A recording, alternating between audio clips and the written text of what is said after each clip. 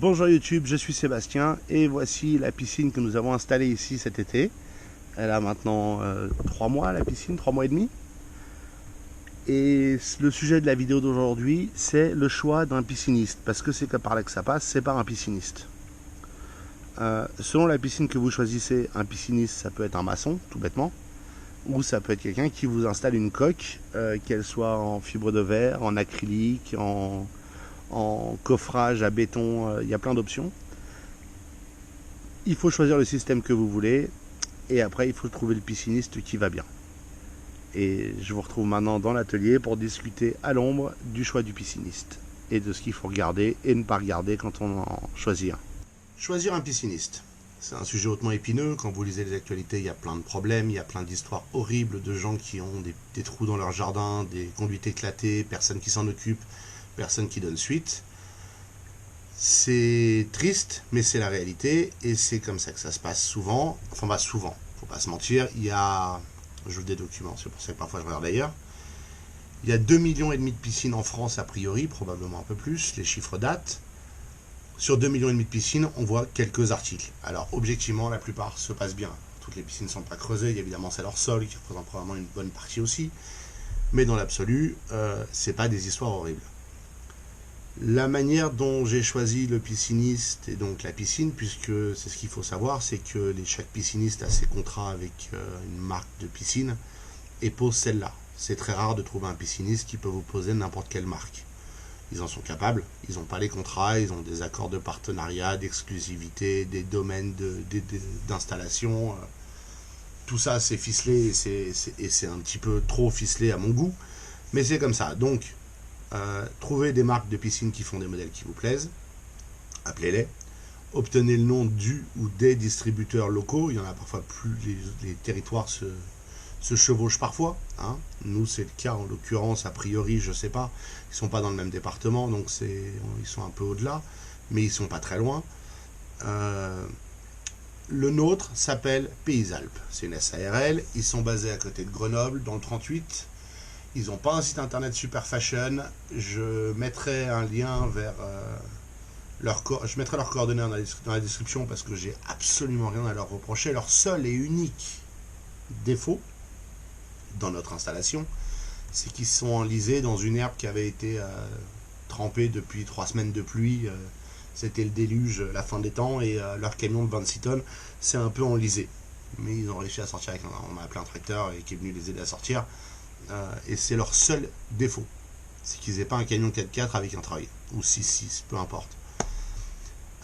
Mais donc choisir le pisciniste, ça revient à avoir confiance en lui, avoir un échange qui est sain et agréable, et c'est vraiment une question de feeling aussi, parce que vous ne pouvez pas savoir comment ça va se passer, puisque même en regardant les chantiers précédents, au mieux vous avez une idée, en regardant les avis vous avez une idée aussi. Mais le vrai truc, c'est le feeling. Il faut que ce soit quelqu'un qui semble honnête et qui se comporte comme se comporterait quelqu'un honnête. Il y a un terme légal qui est un peu en train de passer en désuétude, mais qui s'appelle « en bon père de famille ». Et c'est extrêmement approprié à ce type de choix. C'est que si vous voulez un pisciniste qui va bien s'occuper de vous, il faut que ce soit quelqu'un que vous soyez prêt à inviter à dîner chez vous. Si vous ne vous voyez pas partager un repas à l'intérieur de votre maison avec cette personne, ne lui donnez pas 30 000 euros. C'est une règle de base, ça marche pour tout, hein. Et c'est comme ça que je l'ai choisi. Moi, c'est vraiment une question de feeling avec la personne. Lui, c'est quelqu'un, quand je l'ai appelé, il était en vacances. Il m'a dit, est-ce que vous pouvez me mettre un mail à cette adresse? Je vous rappelle, je rentre la semaine prochaine. Il m'a rappelé quand il est rentré. Il m'a fait les devis que j'avais demandé rapidement. Donc, il y avait 2 coques qu'on envisageait, 9 et 10 mètres de long. Il nous a fait les 2 devis. J'ai discuté parce que je voulais une pompe plus puissante, une pompe à chaleur plus puissante, parce que je préfère un peu surdimensionner ça dans le cadre d'une piscine.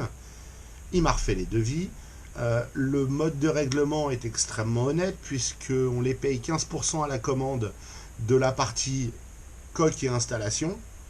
Donc c'est juste la fourniture de la coque, la plomberie, la pompe, et le filtre, etc. Et c'est tout. Quand ils viennent commencer à installer les travaux, on leur refait un chèque de 15% du total du devis. et à la fin des travaux, on paye le solde. Donc, il n'y a pas de « on a payé 30 000 euros et rien ne s'est passé ». Si ils nous avaient planté, on en était de 15% du prix de la coque, c'est tout. S'ils avaient commencé les travaux et pas fini, on en serait de 30%, un peu moins de 30% du devis. Ça reste dans tous les cas en dessous de 10 000 euros, ce qui fait mal, mais c'est un mode de facturation qui est sain. Ils n'essayent pas de faire de la trésor pendant des mois sur le dos des devis en cours. Ils ne gagnent de l'argent, à mon sens, que quand ils ont installé la piscine. De plus, après les devis, il n'a pas eu besoin de venir avant, il est venu après les devis, vérifier que la piscine pouvait passer dans le chemin, etc., que c'était accessible, et ainsi de suite, parce que ça n'affecte que la partie installation de la coque, l'accès. Donc le reste est standard, donc vous pouvez à minima de n'importe quel pisciniste obtenir le prix de la coque, le prix de la dalle béton autour, parce que c'est de la terre, c'est du béton, le prix du mètre cube de béton, il est connu, le prix du matériel, et leur coût d'intervention globalement. Il y aura peut-être une petite variation sur le terrassement si vous le faites faire par eux, parce que il faut plus ou moins de machines selon la taille, l'emplacement, l'accessibilité. Ça prend plus ou moins de temps selon la taille de la machine. Vous aurez vu dans la vidéo sur le creuset de trou de la piscine le temps que ça peut prendre avec une petite mini-pelle, parce que c'est tout ce qu'on peut rentrer dans le jardin. Si j'avais pu avoir une 5 tonnes, une 10 tonnes, une 12 tonnes, ça serait allé plus vite, encore une fois. C'est une question de taille de godet et de matériel et d'accessibilité. Mais ça n'affecte en aucun cas le prix de la coque ou du matériel.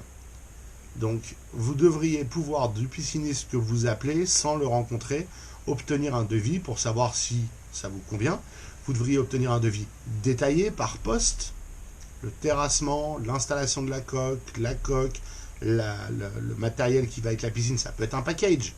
Et la réalisation de la plage autour, de la terrasse, de toutes ces choses-là, ce sont des postes distincts qui ne sont pas dépendants les uns des autres. Ils sont successifs, mais leur prix n'est pas dépendant les uns des autres. Le prix n'est pas moins cher si on fait la plage ou si on ne fait pas la plage. C'est faire une plage, ça coûte tant, et même s'il n'avait pas posé la piscine et pas fait le terrassement et rien du tout, faire une plage béton d'1 mètre autour d'une piscine, c'est le même prix, avec ou sans la piscine. Donc regardez bien ça, ne vous laissez pas embobiner, comparez les prix, comparez les devis, discutez, posez des questions, ne restez pas dans le flou sur quoi que ce soit. Si le pisciniste n'est pas prêt à prendre le temps de répondre à vos questions, ça vaut peut-être pas la peine de lui donner de l'argent. Il va gagner sa vie sur ce chantier, entre autres, pas que sur le vôtre. Obtenez une relation de confiance. Si vous ne l'avez pas au départ, si c'est quelqu'un qui vous aborde dans une foire, dans un salon de la piscine ou un truc comme ça, que tout le temps vous avez l'impression d'avoir du mal à le joindre, de ne pas avoir les réponses à vos questions, que le prix est trop beau pour être vrai, ce genre de choses, oubliez, c'est une arnaque. C'est une arnaque, c'est quelqu'un qui fera mal le boulot, qui va le bâcler, qui va... On a eu des problèmes avec la piscine que ma mère a faite chez elle, sur laquelle il y a aussi une vidéo. Quand toutes ces vidéos seront publiées, il y aura des liens dans toutes les descriptions.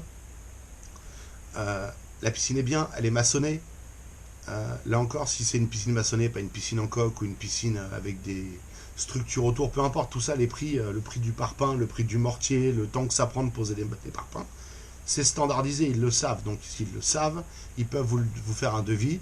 C'est pas à l'oreille, c'est un devis précis, ils les engagent, et une fois que vous l'avez signé, ils vous engagent. Il doit être morcelé et étalé en fonction des étapes.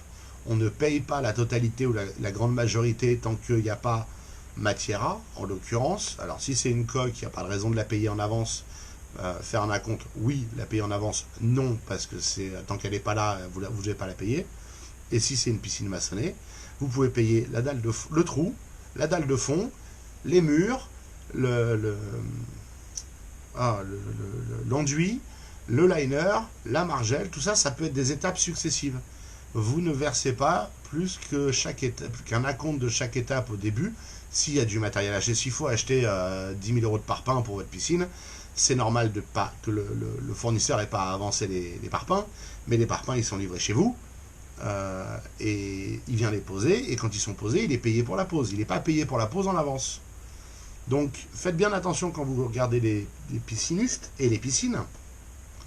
Pour rappel, sur les 20 ou 30 devis que j'ai demandé, j'ai reçu des réponses sur peut-être 5, 6 max. La majorité ont tous voulu me rencontrer, venir voir la maison, venir ci, venir ça, que j'aille les voir à la foire de ci, au salon de bidule, le tout en période Covid en plus. La réalité, c'est que pour donner le prix d'une piscine, il n'y a pas de raison de se rencontrer. Le prix de la piscine ne change pas. Ce qui change, c'est éventuellement le prix du terrassement. Et il peut vous mettre terrassement à évaluer après visite. Et le prix de la pose de la coque. Ou de la piscine, ou bref, peu importe. Parce que c'est les deux seules choses qui changent en fonction de l'emplacement. La livraison de béton aussi. Nous, ça a été un camion-pompe. Parce qu'il fallait un camion-pompe. Ça aurait pu être autre chose. Mais ces choses-là n'affectent pas le prix de la coque, du bâti, des tôles ondulées ou des parpaings. Ce sont des choses différentes. Donc vous devriez pouvoir obtenir un prix clair avant toute rencontre. Parce que c'est quand même important. Il y a un certain nombre de systèmes de piscine aujourd'hui. Et pour savoir lequel on veut, il faut aussi savoir combien coûte chaque système. Nous, on a choisi une coque parce que c'était plus simple, parce que je vois pas l'intérêt de faire maçonner avec des coffrages que j'achète une fortune chez un fabricant de coffrage de piscine. Autant les faire soi-même à la main, monter des parpaings comme un grand. Mais pour les tailles que voulait madame, ça faisait beaucoup de parpaings. Donc on est parti sur une coque. Si ça avait été une piscine de 6 par 3, elle aurait sans doute été maçonnée, et peut-être même maçonnée par mes soins. Voilà ce que je peux vous dire sur comment choisir un pisciniste. Pour moi, l'important, c'est le feeling et c'est la relation de confiance avec le pisciniste. J'ai aucun scrupule à l'appeler et à lui poser une question, même aujourd'hui alors qu'il est parti, j'ai pas de question. Mais si j'avais une question, je l'appellerais et ça me pose aucun problème. Je vous remercie d'avoir suivi cette vidéo, j'espère qu'elle vous aura intéressé et vous aura été utile. Si c'est le cas, pensez à vous abonner et à la liker. Et puis si vous avez des questions ou des remarques, les commentaires sont là pour ça.